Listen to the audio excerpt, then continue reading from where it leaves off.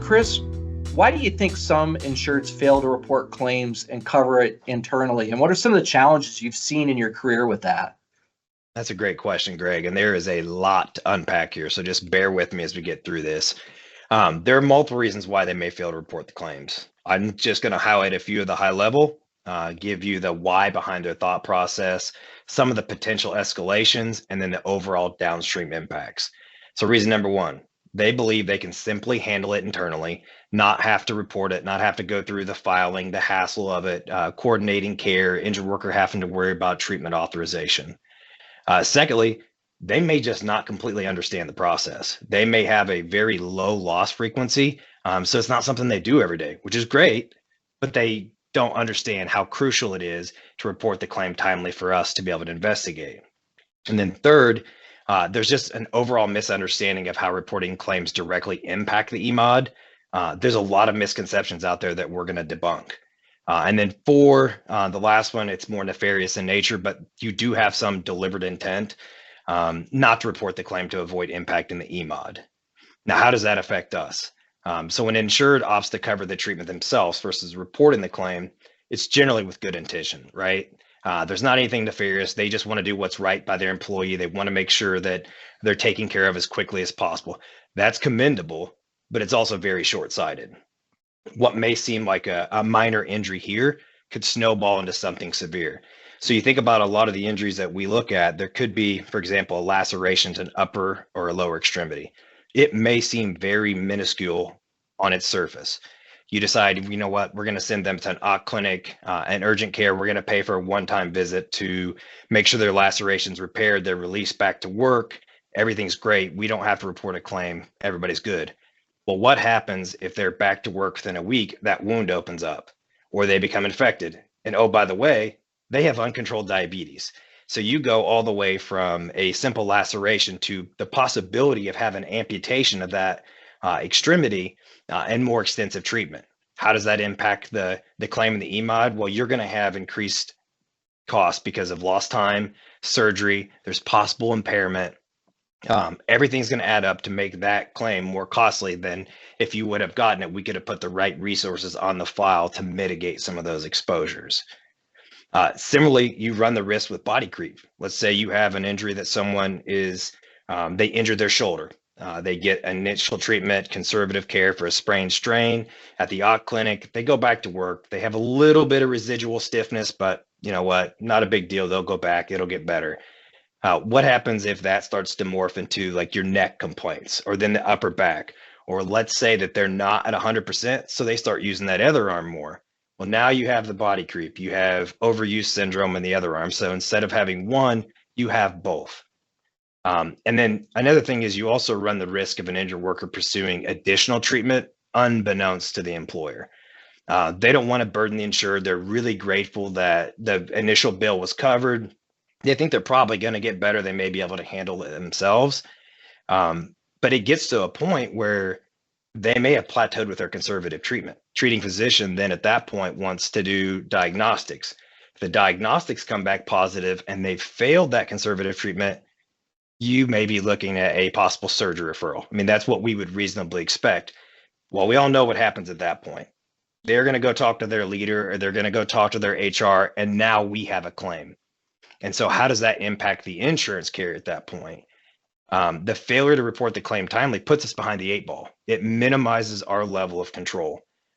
In states that we do have the ability to direct care, we can no longer do that if a claim is not reported timely. Because if you put yourself in an injured worker's perspective, they just had something happen to them that's kind of turned everything upside down. They're in pain. They need immediate treatment. They're not really waiting or willing to wait until an adjuster is assigned in direction of care. They're wanting to go seek treatment. And where do they go? They typically are going to go to the ER or their primary care physician. Primary care physicians are great, but they're not well versed in work comp. So they may not have any clue that that their employer has a very strong and robust return to work program. They're just going to authorize them out of work. Well, in turn, that's going to increase your lost time days, increase your claim cost. On the flip side, if you report it timely, it allows us to direct and coordinate care in the states that we can. We're going to direct to physicians that are well versed in work comp. They've been vetted and they can distinguish the difference between occupational and non-occupational injuries.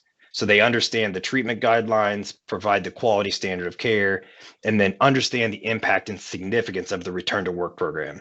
And I'll just throw out another example. You have an injured worker that has, let's say, an ankle injury. They go to the treating physician. The treating physician asks them, what's bothering you today? And they start off telling them they have a work injury. It's for the ankle. But then they also say, you know what? I'm also having back complaints, or I have a headache and a little bit of sinus pressure. All this stuff is now morphed into the workers' compensation claim. Whereas if they're with a primary care physician, they're equipped to treat that all there, right there at that visit. Whereas a work comp specialist that is known to do this, they can differentiate between what is and what is not related to the work comp claim. So then your approved diagnoses are going to be treated under the comp claim. And what they can do is give direction to the injured worker. They're not going to leave them high and dry, right? They're going to be able to give them direction on where they can go for treatment for their non-occupational injuries, but do it under your personal health insurance. So they're trying to take care of the injured worker, but also make sure that we're covering what we owe. So we owe what we owe. Another example, I think, is if you have a claim that is questionable in nature, or there's the possibility that we may have a safety defense, willful misconduct, or even intoxication. If they do not report the claim timely, it inhibits our ability to preserve the evidence for a possible defense. In some states, there's a statutory component where it says, this jurisdiction, you have to make a compensability decision by X number of days of knowledge of the injury. Well, you missed that window to investigate in that time frame. You just missed the opportunity to dispute an actual incident in its entirety, even if it is one that we would have had a slam dunk defense on. So in that situation, let's say an employer has suspicion that an injured worker was intoxicated at the time of the injury, but they didn't report the claim timely. As a result, there wasn't a pre or post-injury drug screen done. So we will likely not prevail on meeting our burden to prove that intoxication was the sole cause of the defense. In the same token, if you have a safety violation or even a willful misconduct, an employer could go through all the motions. They do a really great job in the incident report. It's completed. But how thorough is the investigation? Is there a site investigation? Is there video evidence, witnesses? Are there pictures, evidence of prior training, rule enforcement, you name it? While you're doing a thorough investigation, and it's encouraged, you really need to bring in the experts to complete the investigation. We're trained on doing this, to identifying opportunities. And when you're reporting the claims timely, that gives us the flexibility to reach out to the insureds immediately. We're able to verify the case facts. We're able to determine if there's any red flags that are noted.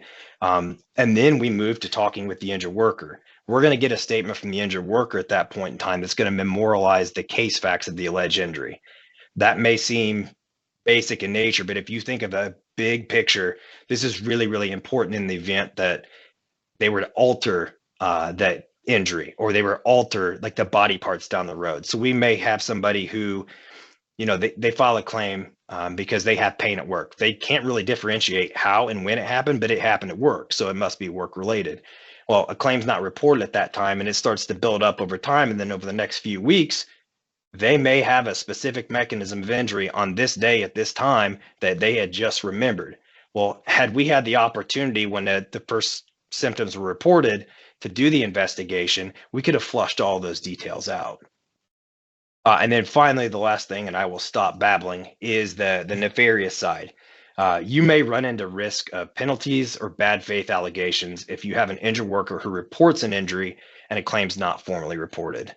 Because what happens, they end up going to get an attorney. The attorney may file a petition for penalties or possible fines or sanctions due to late report or late payment of benefits. And you can guarantee that commissions are not going to view this favorably. In fact, our defense against penalties or sanction would be severely weakened if there is evidence to prove that the employer knew of the injury but did not report it timely.